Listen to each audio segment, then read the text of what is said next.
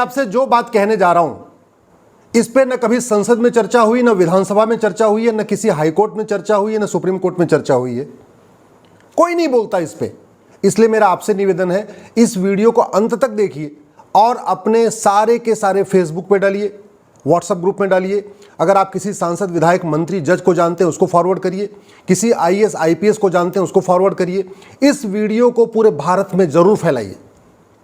भारत के संविधान में कुल 22 पार्ट हैं, पार्ट 1 से लेकर पार्ट 22 तक।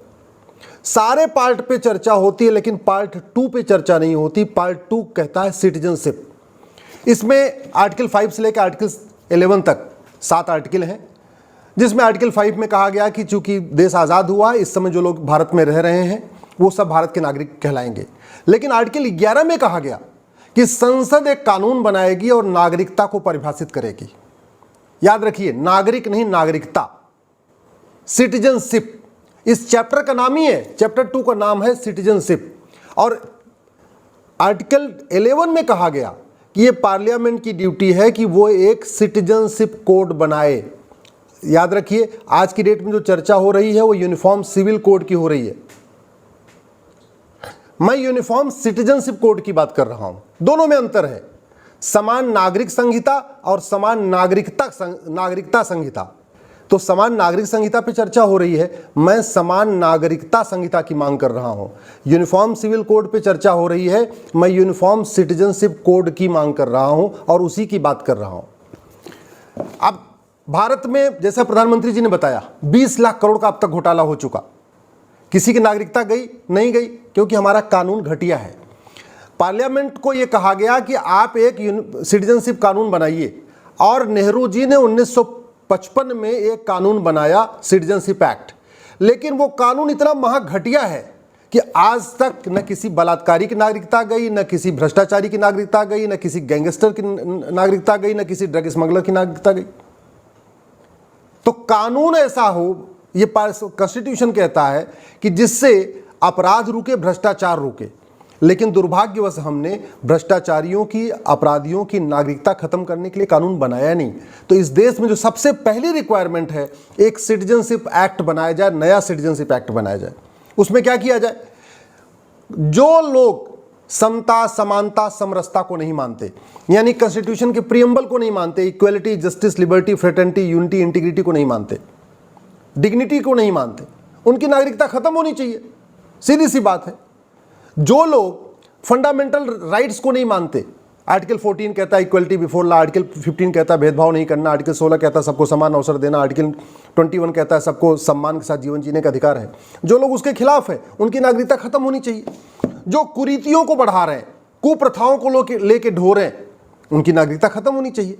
हलाला जैसी कुरीति, मुताह जैसी कुरीति, मिस्यार जैसी कुरीति, तहर्रुस जैसी कुरीति जो लोग लेके आगे बढ़ रहे हैं, उसका समर्थन कर रहे हैं, उनकी नागरिकता खत्म होनी चाहिए। भारत में 50% समस्याओं का मूल कारण भ्रष्टाचार है। तो जो आदमी भ्रष्टाचार करे उसकी नागरिकता खत्म होनी चाहिए। 70,000 करोड़ का कॉमनवेल्थ घोटाला हो गया, 1,76,000 करोड़ का 2G घोटाला हुआ, 1,86,000 करोड़ का कोयला घोटाला हुआ। ना किसी को सजा हुई, ना किसी की नागरिकता गई, तो खौफ कहां से पैदा होगा? जबकि कॉन्स्टिट्यूशन का आर्टिकल 11 कहता है एक नागरिकता कानून बनाना चाहिए पार्लियामेंट को, और पार्लियामेंट ने बनाया भी।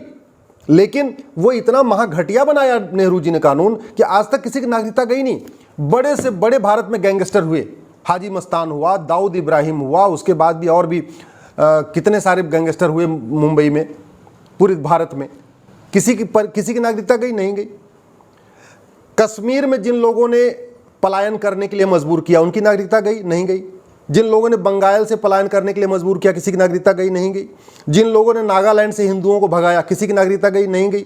जिन लोगों ने मिजोरम से हिंदुओं को भगाया, जिन लोगों ने मेघालय से हिंदुओं को भगाया, जिन लोगों ने लक्षद्वीप से हिंदुओं को भगाया, जिन लोगों ने केरल से हिंदुओं को भगाया, आज तक किसी की नागरिकता नहीं गई। क्यों? क्योंकि कानूनी नहीं है।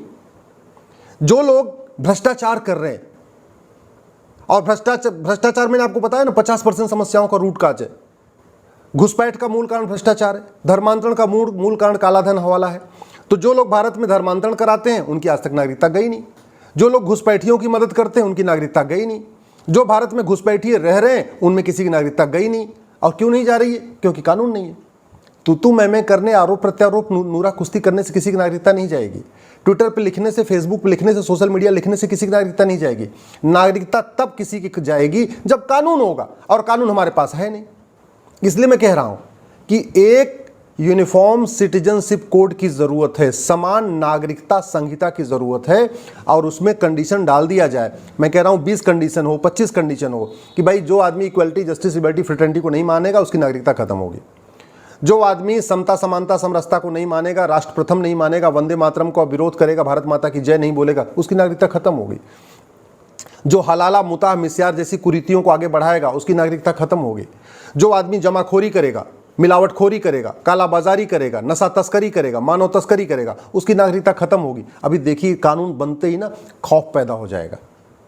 जो आदमी घुसपैठ कराएगा, घुसपैठियों की मदद करेगा, जो घुसपैठियों का आधार बनाएगा, राशन कार्ड बनाएगा, बर्थ सर्टिफिकेट बनाएगा, ड्राइविंग लाइसेंस बनाएगा, वोटर आईडी बनाएगा, पासपोर्ट बनाएगा, उसकी नागरिकता खत्म होगी। अभी तुरंत खौफ पैदा हो जाएगा। जो आदमी यहाँ पे भारत में विदेशी पंथ में कन्वर्जन कराएगा, एक स्वदेशी पंथ है, एक विदेशी पंथ है। जैनिज्म, बुद्धिज्म, सिखिज्म, हिंदुज्म, ये भारतीय पंथ है, ये इंडियन रिलीजन है। इनमें तो समझ में आता ठीक है, जैन से हिंदू बन गया, जैन से सिख बन गया, सिख से हिंदू बन गया, हिंदू से बौद्ध बन गया, आपस में हो रहा है, कोई दिक्कत नहीं।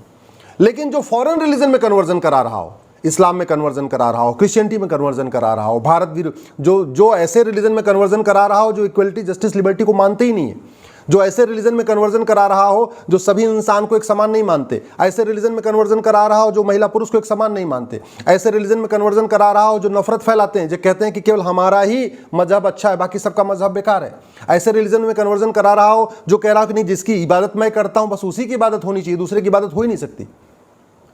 ऐसे रिलीजन में जो कन्वर्जन करा रहे हैं उनकी नागरिकता खत्म होनी चाहिए, ये इसमें लिखा होना चाहिए जो कानून बने। ऐसे ही जो लोग कन्वर्जन करने में मदद कर रहे हैं, चाहे वो गेम बना के कर रहे हैं या बाइक उपलब्ध करा रहे हैं या किसी भी तरीके की मदद कर रहे हैं कन्वर्जन कराने वालों की, उनकी नागरिकता खत्म होनी चाहिए। जो लोग नक्सलवाद, माओवाद फैला रहे हैं और नक्सलवादियों, माओवादियों की मदद कर रहे हैं, उनकी नागरिकता खत्म होनी चाहिए। जो भारत में सरतन से जुदा का नारा लगाते हैं उनकी नागरिकता खत्म होनी चाहिए। जो भारत में आतंकवादियों की मदद करते हैं, स्लीपर सेल का काम करते हैं, अलगाववादियों की मदद करते हैं, उनकी नागरिकता खत्म होनी चाहिए। जिसके पास करोड़ों का काला धन मिले, बेनामी संपत्ति मिले, आसरिक संपत्ति मिले, उसकी नागरिकता खत्म होनी चाहिए।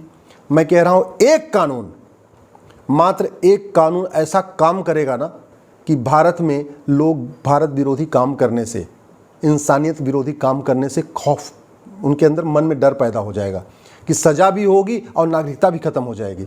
भारत में एक तरीके से वो रहेंगे, सजा पूरी करने के बाद रहेंगे, लेकिन उनको कोई राइट नहीं होगा, उनकी कोई सुनवाई नहीं होगी, उनको वोटिंग का अधिकार नहीं होगा, उनको धंधा व्यापार करने का अधिकार नहीं होगा, उनको और किसी काम का अधिकार नहीं होगा, तब खौफ पैदा होगा।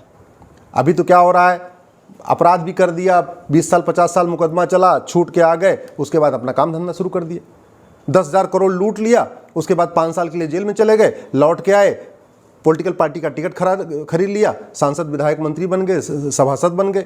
आप लालू का परिवार देख लीजिए। भ्रष्टाचार अगर खत्म हो जाए तो इस देश की 50% समस्याएं खत्म हो जाएंगी, और वो तभी खत्म होगा जब भ्रष्टाचार के खिलाफ कठोर कानून हो और भ्रष्टाचारियों की नागरिकता खत्म करने का कानून हो।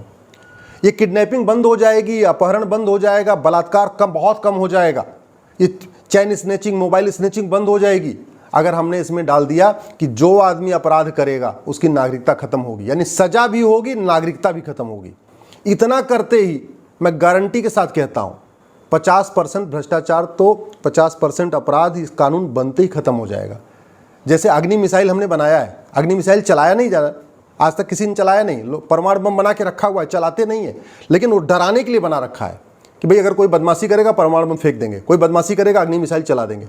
वैसे ही नागरिकता वैसे सबकी खत्म नहीं होगी, लेकिन जैसे ही हमने नागरिकता वाला कानून बनाया, यूनिफॉर्म सिटीजनशिप कोड बनाया, खौफ पैदा हो जाएगा। लोग भारत विरोधी काम करने से, देश विरोधी काम करने से, भ्रष्टाचार करने से, अपराध करने से, नक्सलवाद फैलाने से, अलगाववाद फैलाने से, माओवाद फैलाने से, जिहाद फैलाने से डरेंगे। अपने आप 50% कम हो जाएगा।